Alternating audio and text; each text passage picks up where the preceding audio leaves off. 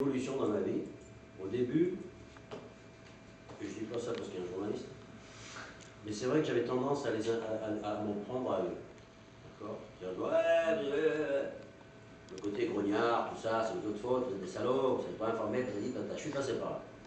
Peut-être le fait d'avoir introduit, d'avoir participé à des émissions de télé, de voir comme ils bossent, ça m'a peut-être éclairé parce que je me suis dit, si je devais bosser dans leurs conditions, parce que moi je peux venir péronner ici et dire que je connais Cuba, mais ça m'a valu 20 voyages, être marié à une cubaine, y avoir vécu, etc., etc. On peut toujours dire qu'on connaît une situation, parce qu'on a eu le luxe d'y rester longtemps, pendant des années, 15 ans, et pas faire un voyage comme ça au passage.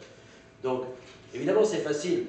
J'imagine un journaliste, j'ai dit, attends Victor, si jamais tu devais balancer, on t'a envoyé je ne sais pas où, allez, l'Iran, une semaine, qu'est-ce que tu ramènerais? Donc d'un seul coup, je dis, bon, pas complètement de leur faute non plus, parce qu'il y a aussi un truc. Donc, en tant que citoyen, consommateur d'informations, je pense qu'il faut exiger, comme un consommateur le ferait pour des petits pois. Ou vous acceptez que Monsanto introduise des OGM dans le maïs et Ersan achète la presse, donc vous êtes dans une logique parallèle et vous acceptez ça et tout ça vous paraît normal, soit vous dites, monsieur, je veux de la bio, que ce soit dans la bouffe ou dans les informations.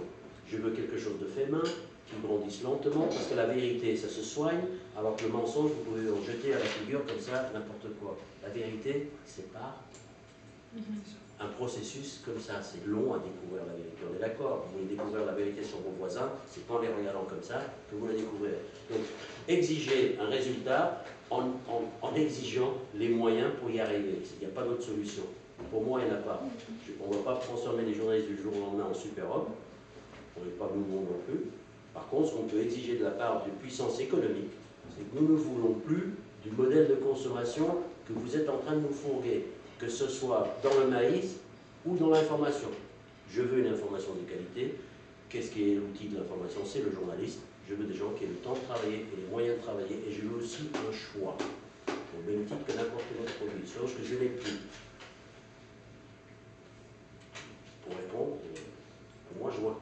Aujourd'hui, peut-être que je changerai d'avis dans quelques temps, je redeviendrai le grognon et je reste la faute des journalistes. Pour l'instant, je suis dans cette réflexion très zen, très philosophique, très océanique. Je pense aussi que, demander qu'est-ce qu'on peut faire, je pense que le lecteur doit réagir. Il y a déjà de très bons courriers de lecteurs, souvent c'est pas mauvais, ce sont d'ailleurs les pages les plus lues.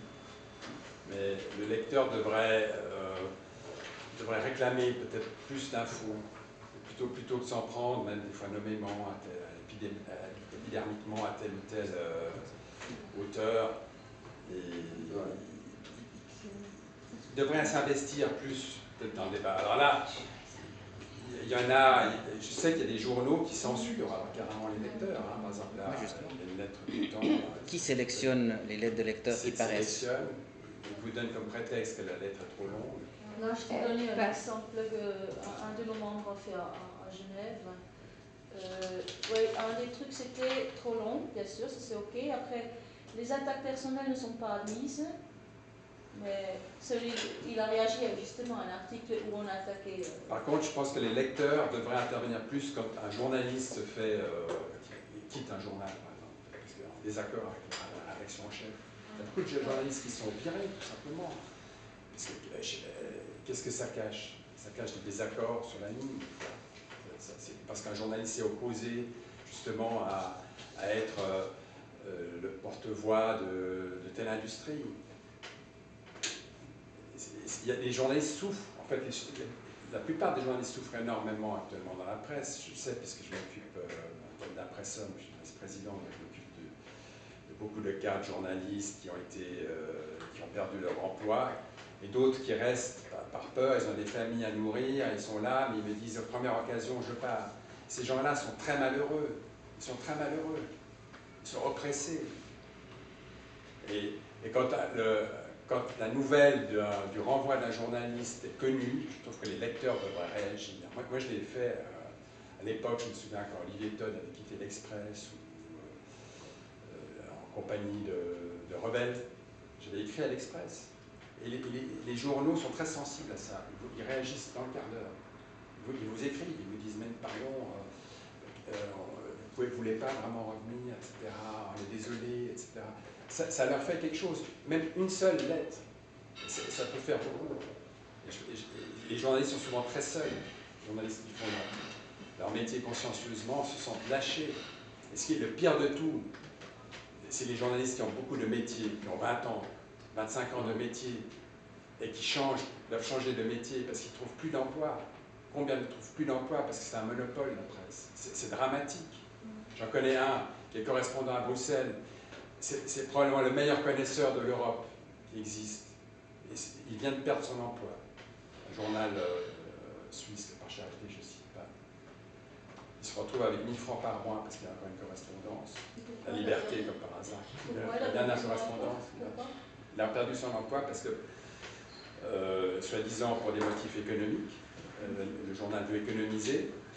Et on peut aussi soupçonner des motifs idéologiques, parce que le rédacteur en chef ne partage pas les convictions européennes. Et je parlais hier à Quentin Dickinson, qui est correspondant à Bruxelles pour Radio France. Il disait c'est complètement stupide, c'est con de la part du rédacteur en chef. Enfin, le poste européen, en plus un connaisseur comme ce journaliste. Et ce journaliste m'a dit, je vais peut-être changer de métier. Il ne sait plus où aller, il n'aura plus de poste. C'est à pleurer. C'est des journalistes qui font plus le journalisme de révérence, mais ils essayent de faire un peu du journalisme de référence. Puis après, c'est politiquement plus correct. Il faisait simplement son boulot. Ben justement, mais il le faisait peut-être trop bien. Probablement. Mais nous, je sais pas, on a un peu besoin de nous trois, là, de nous donner des clés, comment nous armer contre cette attaque de désinformation. Enfin, personnellement, moi, les journaux qui nous servent des choses du jour au lendemain, comme ça, je ne les lis même pas. Moi, je lis sur Internet, même si je crois pas. Moi, je m'informe sur Internet. Si je veux savoir quelque chose, ce qui se passe à l'étranger, j'ai mes sources. Mais vous pouvez peut-être nous donner aussi un peu des... Enfin, je vais sur François aussi. Parce que j'ai rendez-vous à